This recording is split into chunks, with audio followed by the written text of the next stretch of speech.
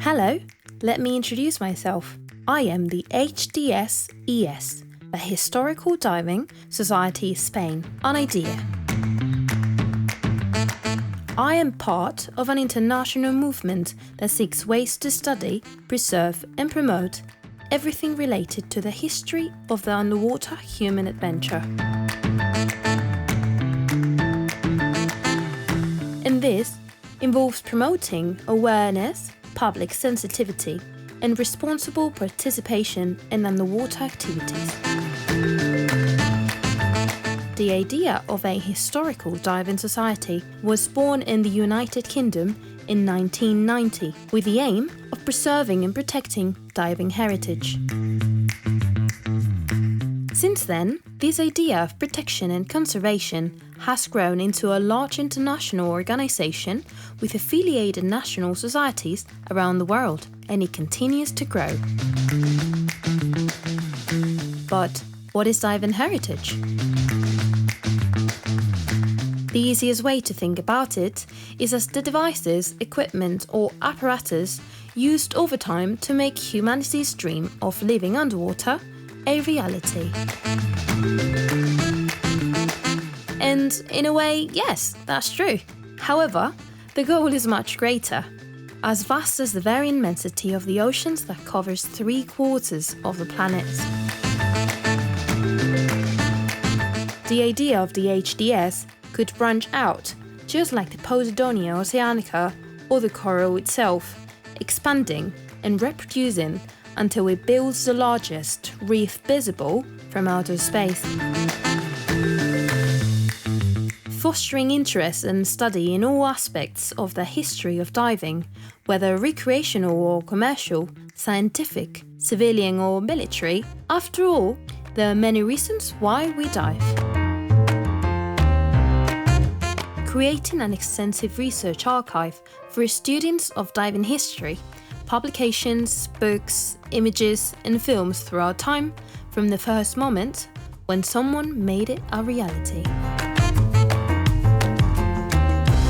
Researching, preserving, conserving and exhibiting a collection of all kinds of diving artifacts. Here, the list starts to get long. From the dawn of time, man has not stopped inventing things for this purpose. Keeping diving equipment in use throughout demonstrations, historical reenactments and unique, unrepeatable experiences, experimental science encourage us to reminisce. Honouring the pioneers of diving who were the seed, the origin, of today's environmental sensitivity and underwater heritage. Achieving excellence in all of the above, recovering and preserving skills that would otherwise be lost forever. An idea of diving history must encompass everything that has been part of it, both material and immaterial. The underwater experience has often taken literary form throughout books written by diving pioneers of all eras. One goal is to ensure the reissue of these books and therefore the sensitivity contained in their pages. Underwater images, so common today, were a milestone that began with Louis-Marie Auguste Bouton, a biologist, photographer, zoologist and eventually marine biologist who took the first underwater black and white photograph in history in 1893. Preserving all photographs through digitalization to facilitate their sharing, a witness to the reality of other times to which we can always turn. Films shot underwater, from the early explorations in technology, from John Ernest Williamson to the latest by James Cameron, including those by Lotte Haas or Cousteau. Creating a film and video archive for the enjoyment of the future generations. What else could the HDS be? Alright, let's think together. What do you think about it being a meeting place? New generations have much ahead of them, but it's important to know where we come from to stay on course, a starting point. If we've come this far, it's because we've stood on the shoulders of giants, as Newton's famous phrase reminds us, giving us the opportunity to recall some of the most significant names in the history of diving. Auguste Denayrouze and Benoît Rouquayrol, they invented a functional demand regulator system in 1864. You might recognize them, as Jules Verne imagined divers like them in 2,000 Leagues Under the Sea. Yves Le Prieur, a French Navy officer inspired by Maurice Fernez, another inventor and pioneer in creating systems for breathing underwater, created a hand-regulated constant air supply system, but not on demand, in 1926. Jacques Cousteau and Émile Gagnan, until they came along, the great disseminator and engineer, who in 1943 created the demand valve or regulator, which was designed for regulating gases in gas-generating engines, but proved excellent for regulating the air supply under varying pressure conditions. If we jump back in time, we will always find names even further back in history. Leonardo da Vinci, as a Renaissance man prototype, a Florentine polymath who cultivated the arts and science, excelling in all, he also thought about how to keep a man breathing underwater. Konrad Kyeser, around 1405, he wrote Barely Forties, a book on military technology, in which he recorded different ideas for designs of diving apparatus and systems. We can go back many centuries and talk about Alexander the Great or his teacher Aristotle, who already advanced the physical principle of the diving bell.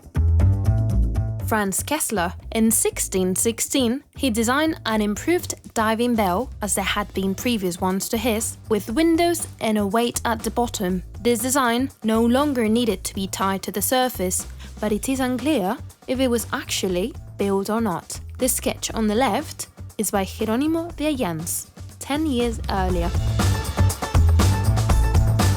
Edmond Halley, another scholar, remembered for the famous comet that bears his name, also created the diving bell in 1691, to which air was supplied in weighted barrels. Giuseppe Bono, a century earlier, the Sicilian who became a Spanish citizen under the name José Bono, had already created a diving bell, with trials in Seville and Lisbon. Unfortunately, the lack of air renewal caused the death of a diver. They are the martyrs of the underwater race. We know about the diving bells, but what about the diving suits? Jerónimo de Ayanz y Beaumont, the Spaniard, who has the first documented record of successfully using the first diving suit in the waters of the Pisuerga River. The trials of the diving equipment, invented by Ayanz in 1902, were notable in the city, as they were the first in which a diver could stay underwater for an indefinite period, more than 2 centuries ahead of current diving systems. Karl Heinrich Klingert.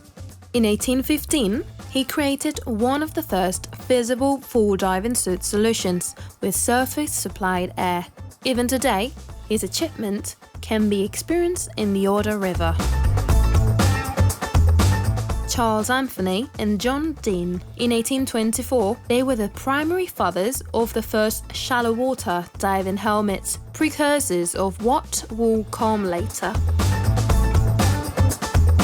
Christian Augustus Siebe didn't waste time, and in 1839 he improved the Deane's brothers' helmet and attached it to a full suit for the first time, giving birth to the classic diver as we know it. From then on, with some basic and other significant improvements, it remained active for over a century.